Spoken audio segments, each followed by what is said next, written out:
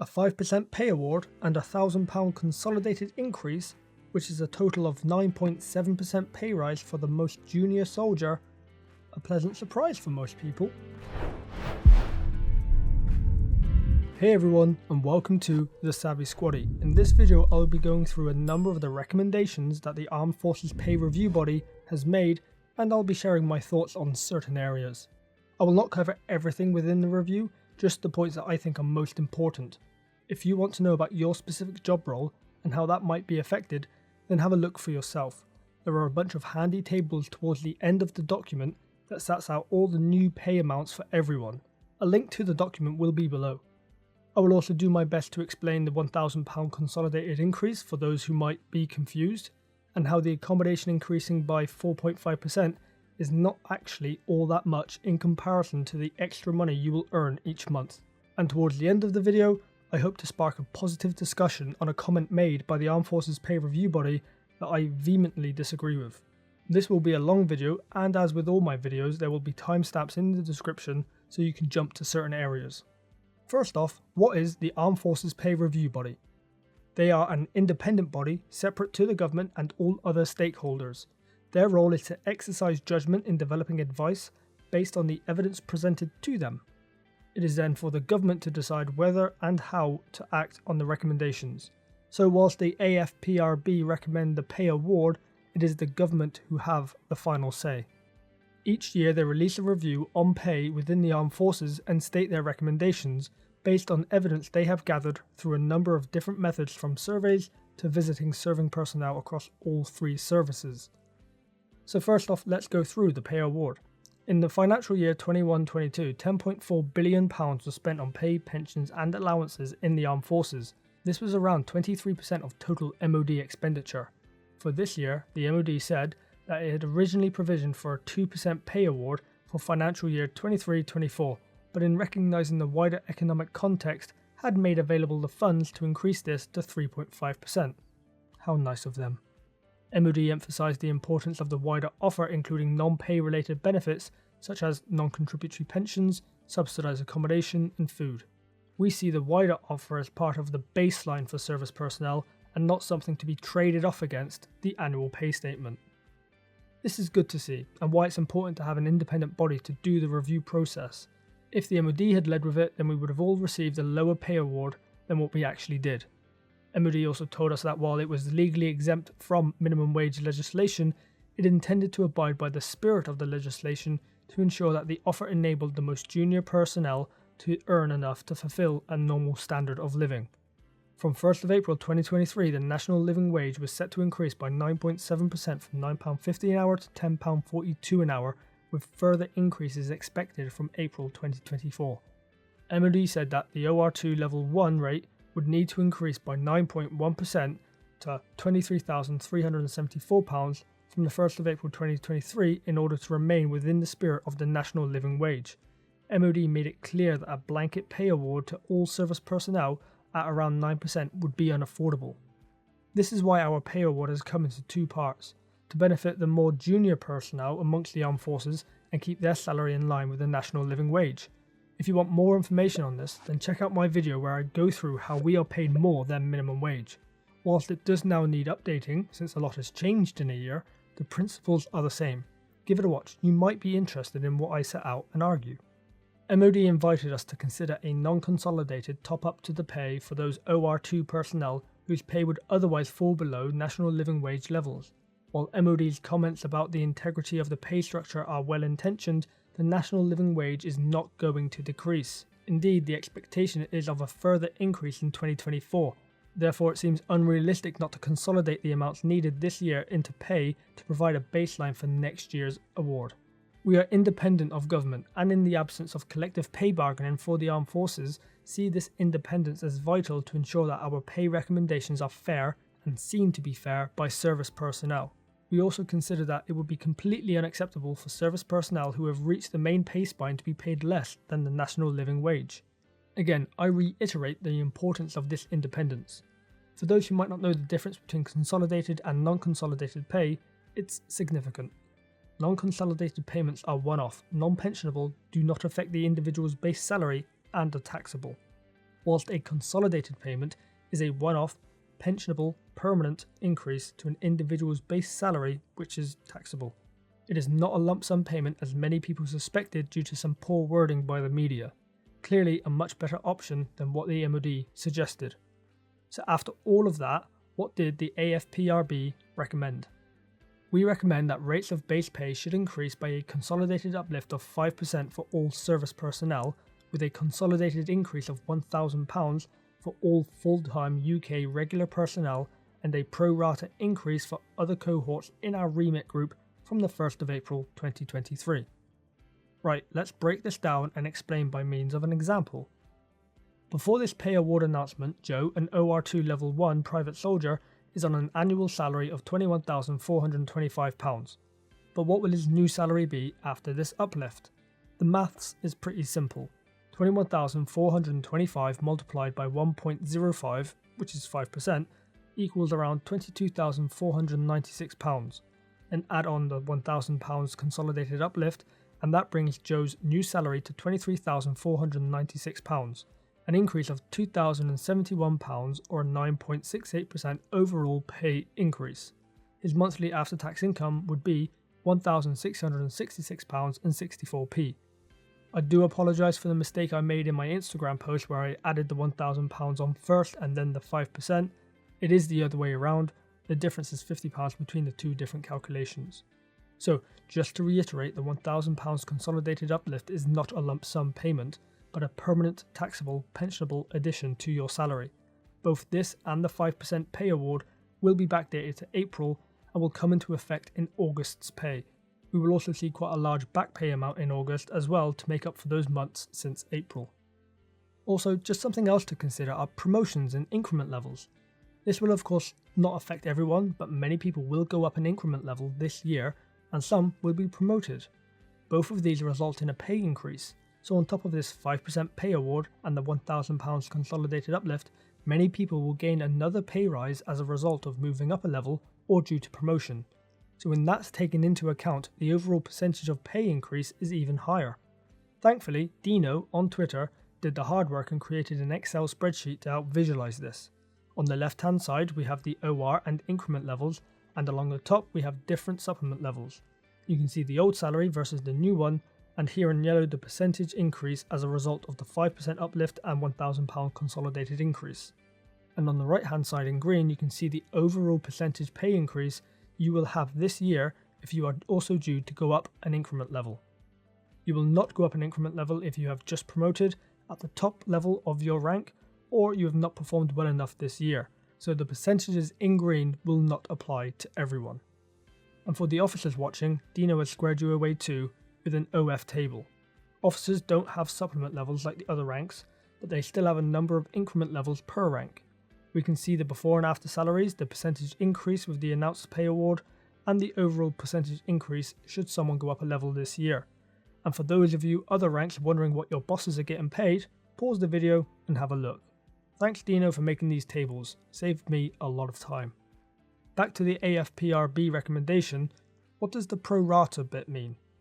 This one is more for reservists who are paid less or a proportion of their regular counterparts. The term pro-rata refers to a proportional allocation or distribution based on a certain factor or ratio.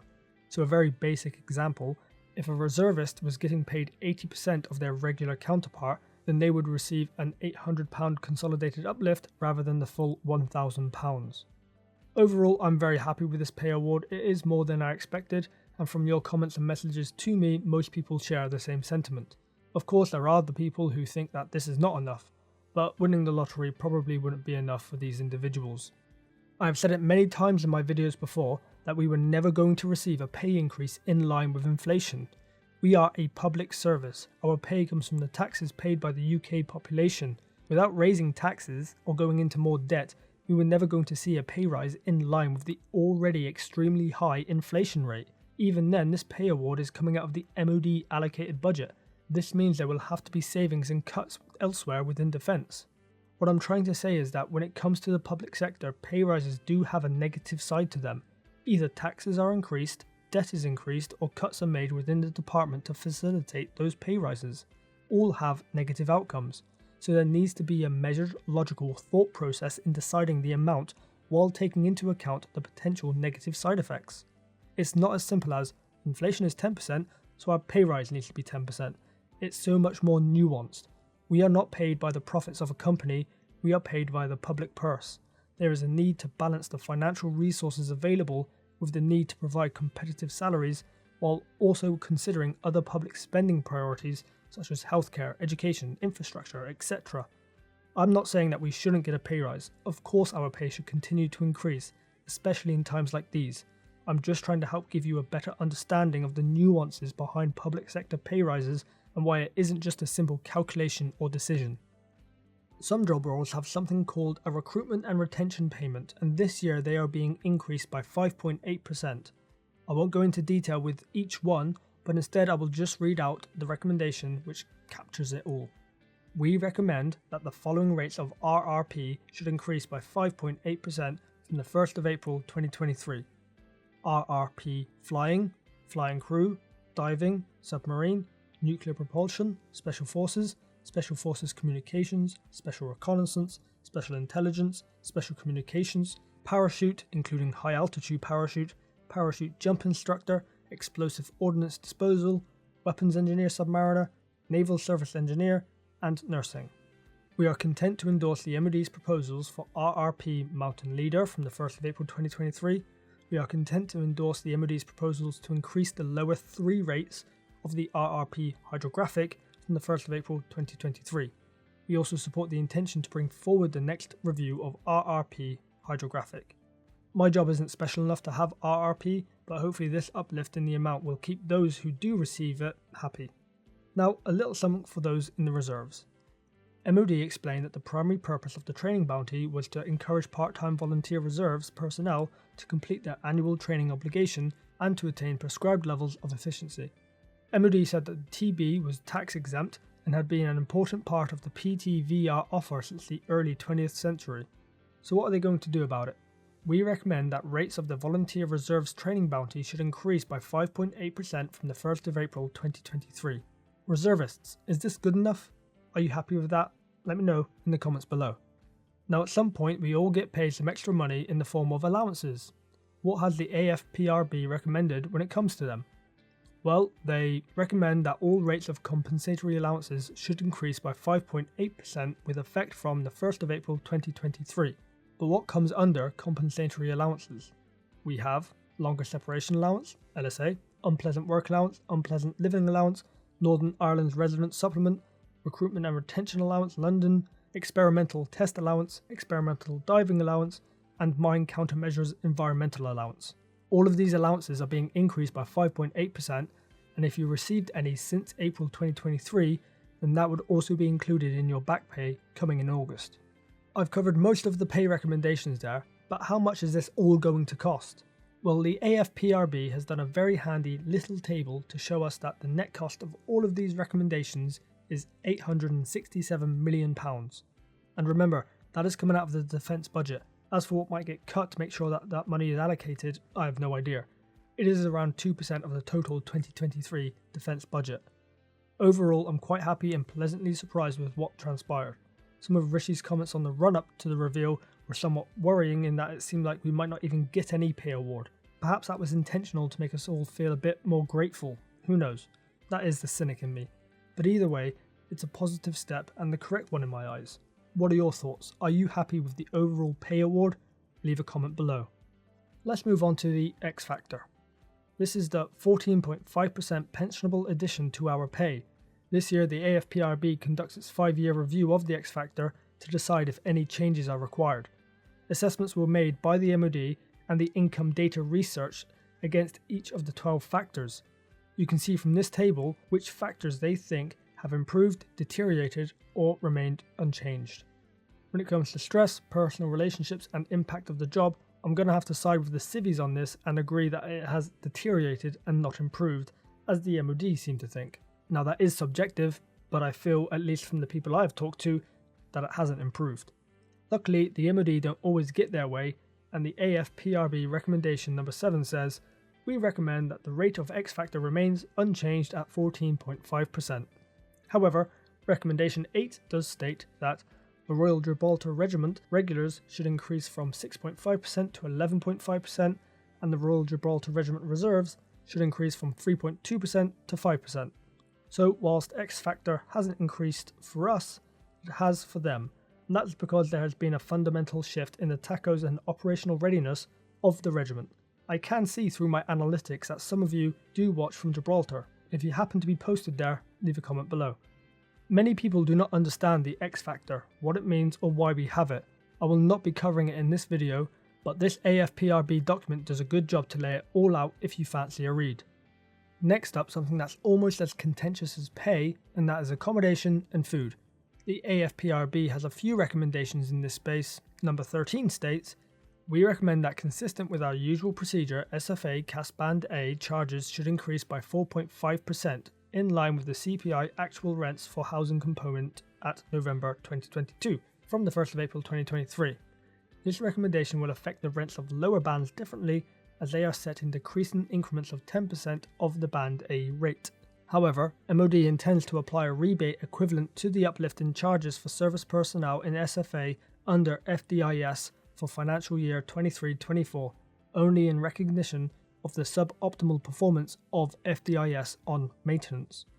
Essentially, due to the shit show that has come about due to the poor performance of the new contract, there will be a freeze in the SFA charge for this financial year, so those of us living in it won't experience any increase in our rent.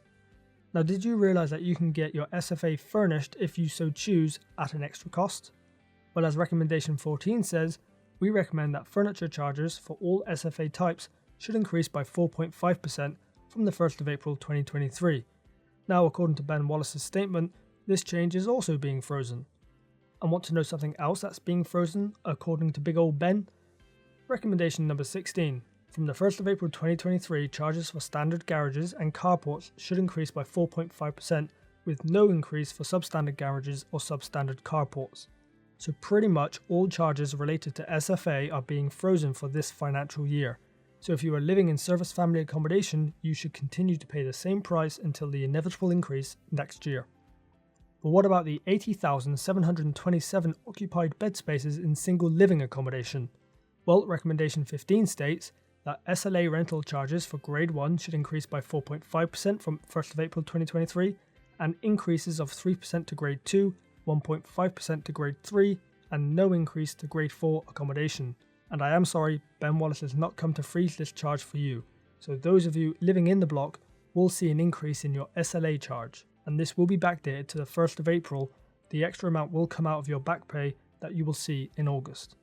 But he hasn't completely abandoned you folk. When it comes to the daily food charge, the AFPRB says, this year MOD informed us that the Secretary of State for Defence had, for the second year, directed that there should be no increase in the daily food charge while inflation remained high.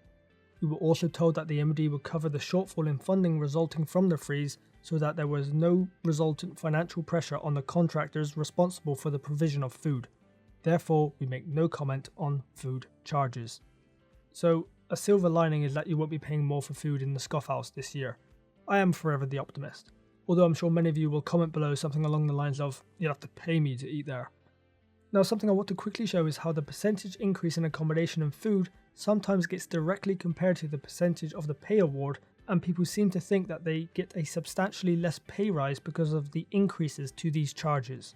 This is incorrect, and let me show you why. Excluding the £1,000 consolidated uplift, let's just use the 5% pay award and the 4.5% increase to the SLA charge. Now, some people do believe that once the increase in accommodation charge is implemented, then we are actually only left with a 0.5% pay rise. I have some good news for you though, that's not really how math works. I'm going to pull some round numbers out of my ass for this example. Let's say Joe's salary is £30,000 and he pays £1,000 a year for his ensuite room in the block. That accounts for 3.33% of his annual salary. The 5% pay award is calculated from his salary of £30,000, which is an uplift of £1,500. The 4.5% increase to the accommodation charge is calculated from the amount Joe pays on his SLA, which is £1,000 per year. So a 4.5% increase would see that charge rise by £45. That £45 in his SLA charge accounts for only 3% of his pay rise of £1,500. He still gets to keep 97% of that pay increase. In fact, Joe now pays 3.32% of his new annual salary towards his SLA charge, which was less than before. Hopefully this example helps clear things up for those who might be confused. Percentages can be a bitch. Right, one final thing I want to share my thoughts on before I wrap up this video, and it's something that I hope sparks some positive discussion.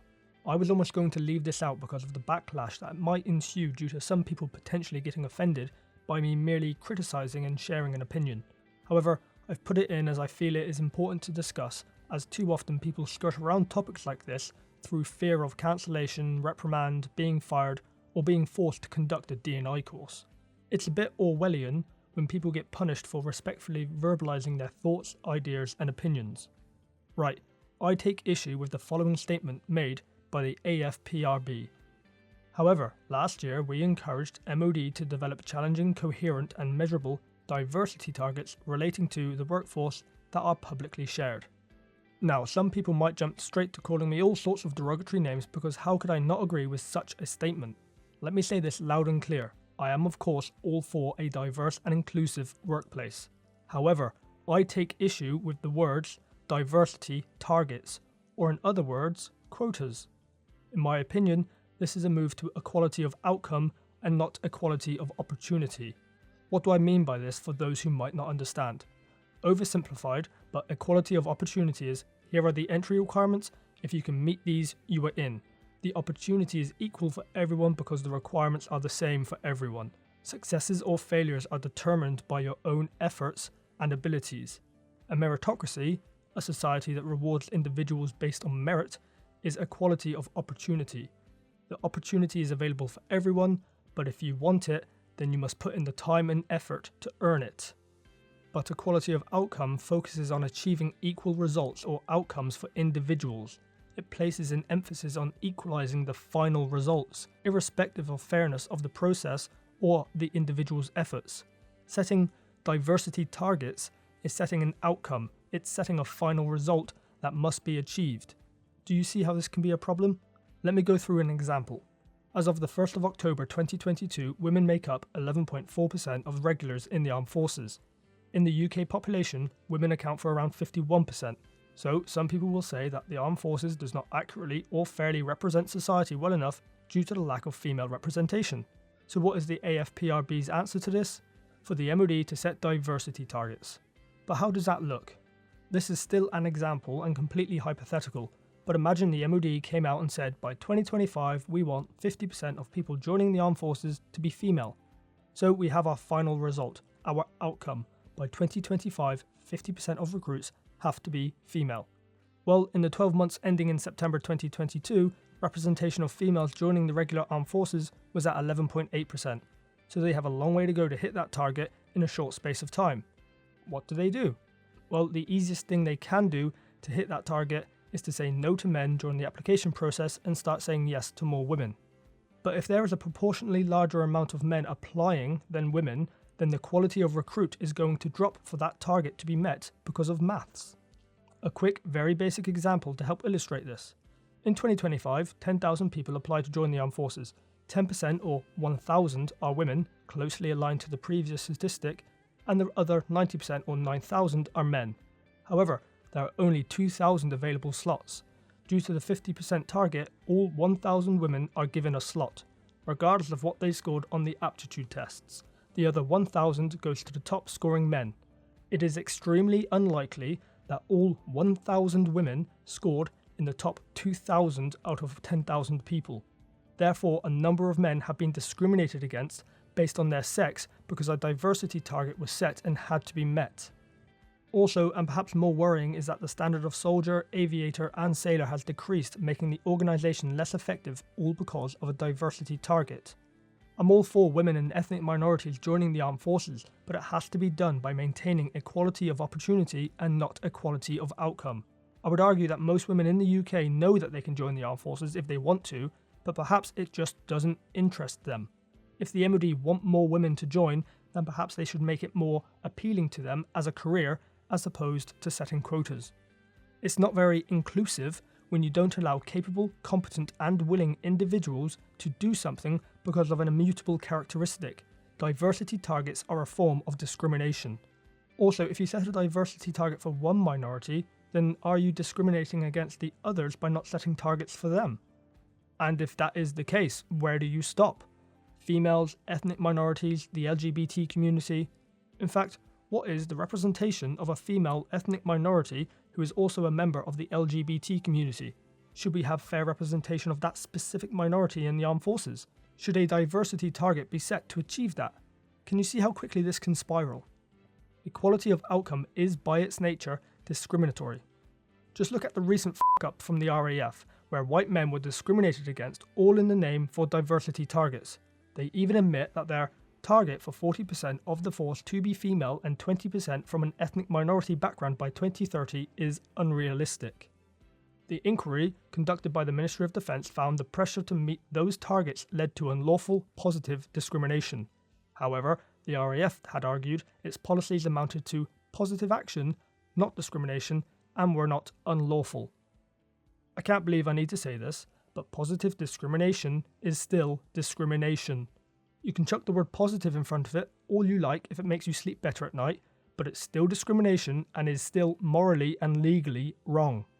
The RAF f***ed up here, but it provides us with a great example of why diversity targets are wrong, and so are policies that push equality of outcome over equality of opportunity. Hopefully I've explained my stance well and why I don't agree with the AFPRB's statement, but perhaps I've misinterpreted it. What do you think? Where do you stand on this topic? Don't be silent on the matter, but also don't be a c***. And that's pretty much the end of the review. I have left out some bits, especially on the medical and cyber side of life. There are some positive changes in those areas, and if you think that will affect you, then have a read of the document, which I will link below. There are also a bunch of tables which will show the new salaries, the new allowances, and RRPs, etc. So check them out if you are curious as to what you might get.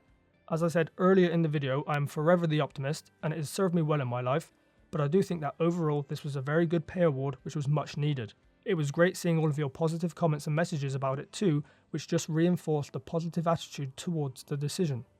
I did actually reach out to the AFPRB team to see if they would do a sit-down chat with me, but they never responded. Can't imagine they would want to now that I've called them out for pushing a discriminatory policy, but who knows.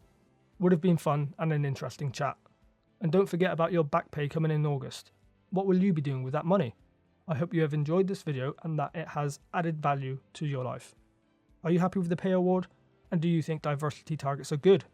Let me know in the comments below. Thank you all for watching. If you liked what you just saw, please hit the subscribe button up there. And if you want to see some more videos, click over there. See you soon.